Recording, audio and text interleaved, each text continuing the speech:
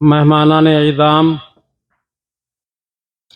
ہمارے مدارس سے آنے والے تمام طلباء اور ان کے اساتذہ اور ساتھ آنے والے ذمہ داران اور اس قصبے کے ذمہ داران، مسابقے کا جو پروگرام آپ حضرات کے سامنے آیا، یقینی طور پر اس کے فوائد اور اس کے نتائج ہمارے معزز مہمانان اور علماء کرام کی زبانی آپ کے سامنے آ گئے۔ ان کی اعادے کی قطعاً ضرورت نہیں ہے۔ طلباء میں استعداد پیدا کرنے کے لیے، ان کی صلاحیتوں کو اجاگر کرنے کے لیے اور ان کو علمی میدان میں آگے بڑھانے کے لیے اگر کوئی طریقہ ہے تو سب سے عمدہ طریقہ مسابقے کا ہے، اور یہ طریقہ کوئی نیا نہیں ہے،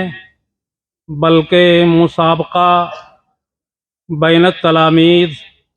اور مسابقہ بین الطلباء یہ سنت ہے جناب رسول اللہ صلی اللہ علیہ وسلم۔ بخاری شریف میں حدیث ہے کہ جناب رسول اللہ صلی اللہ علیہ وسلم تشریف فرما تھے، آپ کے سامنے صحابہ بیٹھے ہوئے تھے اور تمام کے تمام صحابہ آپ کے شاگرد تھے، جو آپ سے روزانہ مسجد نبوی میں درس لیا کرتے تھے اور آپ سب کو پڑھایا کرتے تھے۔ لیکن جناب رسول اللہ صلی اللہ علیہ وسلم نے پڑھانے کے ساتھ ساتھ یہ مسابقے کا بھی عنوان دیا، اور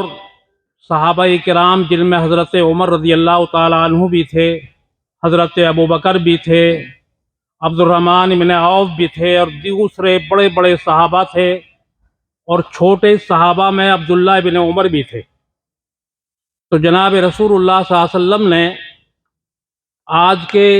اس مسابقے کی دلیل کے طور پر میں آپ کے سامنے یہ بتا رہا ہوں، جناب رسول اللہ صلی اللہ علیہ وسلم نے صحابہ کرام کے سامنے، اپنے شاگردوں کے سامنے ایک سوال رکھا، اور سوال یہ رکھا کہ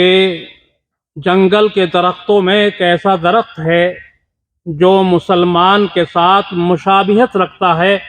حدثونی ما ہی، اے میرے صحابہ، اے میرے شاگردوں، تم یہ بتاؤ کہ وہ درخت ہے کیا؟ حدیث میں آتا ہے کہ اس سوال کو سننے کے بعد حضرت ابوبکر بھی جنگل کے درختوں کی طرف